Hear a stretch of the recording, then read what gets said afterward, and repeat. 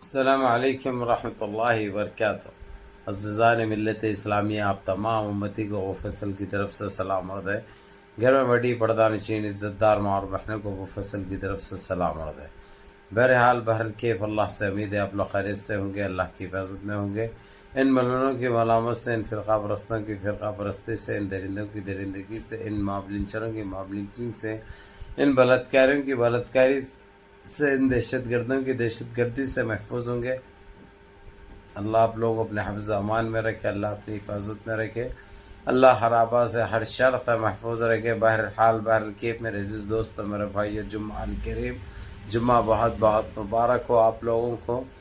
اور یہ جمعہ ہم کو الحمدللہ اسے خوشی لے کر آیا ہے الحمدللہ۔ حالانکہ ہم لوگ دو مہینے سے کیا تقریباً 3-4 مہینے سے بہت پریشان تھے۔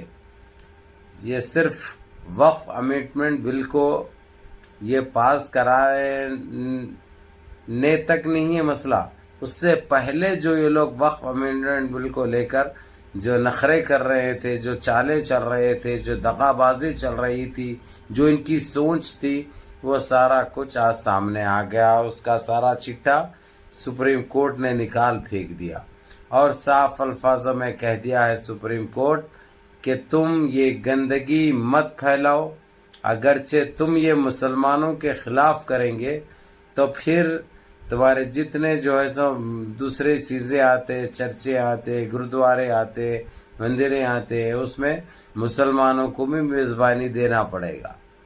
یہ بولتے ہی جو ہے سو وہاں پہ مسئلہ تو تقریباً 99% آپ لوگوں کو معلوم ہے کہ پہلے ہی ختم ہو گیا تھا، کیونکہ یہ ایک ان کی سوچی سمجھی سازش تھی۔ ان کو کتنا مسلمانوں سے ہمدردی ہے یا محبت ہے یا یہ ساری چیزوں کا آپ لوگوں کو علم ہے، یہ کتنا اچھا سوچتے ہیں۔ چلو مسلمانوں کا اچھا سوچتے ہیں تو ہمارے غیر مسلم بھائیوں کا بھی اچھا سوچو۔ آج وہ لوگ بدہ مارنے والے چھے، ہاں بڑائی چھے، سمجھے کیا کرتے ہیں، یہ کیسے باتیں کرتے ہیں یہ لوگ، یا دیش واسیوں کو سارے بڑی لگانے والے سمجھتے ہیں۔ ان کے پاس عقل بہت ہے سمجھتے یہ لوگ، یعنی انہوں جو بولے سارا دیش وہی بولے گا، یہ سوچتے ہیں یہ لوگ۔ یہ نہیں سوچتے کہ جو ایسے غلط کریں گے تو ان کے اوپر بھی سوالات کے گھیرے میں یہ لوگ پائے جائیں گے، اور ایسے پائے جائیں گے کہ دوبارہ جو ہے سو یہ نہ سوال کرنے کے قابل رہیں گے، نہ ایسا کوئی فیصلہ کریں گے۔ یہ ان کے ساتھ تو ہونا طے تھا جو ہوا ہے۔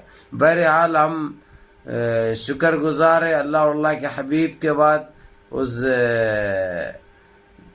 چیف جسٹس سپریم کورٹ کے سپریمو CJI مکیش کھنہ کے جس طریقے سے انہوں نے جو سوالات کی بوچھار لگا دی، ایسا محسوس ہو رہا تھا کہ انہوں جج نہیں بلکہ جو ہے سو انہوں وکیل ہے، جو ایک حمایت کر رہے ہیں وقف امینڈمنٹ بل کو لے کر۔ ایسا محسوس ہو رہا تھا جس طریقے سے جو سرکار کے وکیل کے ساتھ جو سوالات کیے انہوں، جس کے جوابات وہ دینے سے قاصر رہا، وہیں پہ آ کے مسئلہ ختم ہو گیا، وہیں پہ آ کے گھب بول کے لگ گیا۔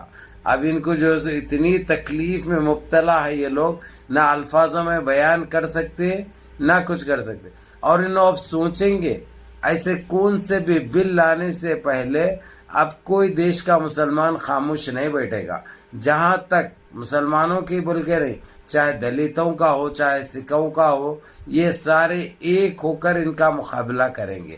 تو اب ان کے پاس کیا بچے گا؟ ماموجو کا ٹھیلا بچے گا، پھر بیچنا پڑے گا جو ہے سو ادرک لہسن 150 روپے کلو، مگر اب تو 350 روپے کلو چل رہی ہوئی، سمجھے؟ وہی جو ہے سو پیاز بیچنا پڑے گا، پیاز 20 روپے کلو، 25 روپے کلو، 100 کے 4، 100 کے 5، یہ رہے گا۔ ان کو پھر ٹماٹر بیچنا پڑے گا۔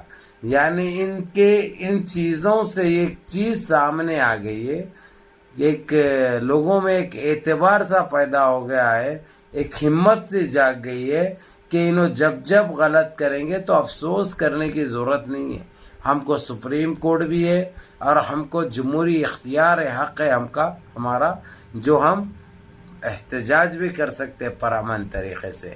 ان کی نا کو ہاں میں تبدیل کر سکتے اور ان کی ہاں کو نا میں تبدیل کر سکتے، یہ چیز تو سامنے آ گئی۔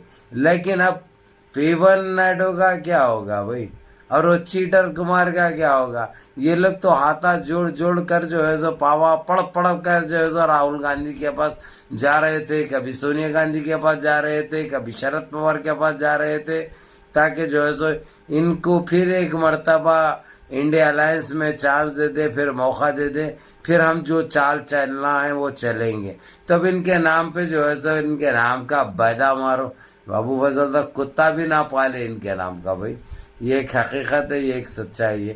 بہرحال بڑے رسوا بھی ہوئے، بڑے ذلیل بھی ہوئے۔ اب ان کے پاس نہ کہنے کے لیے کچھ ہے، نہ دکھانے کے لیے کچھ ہے۔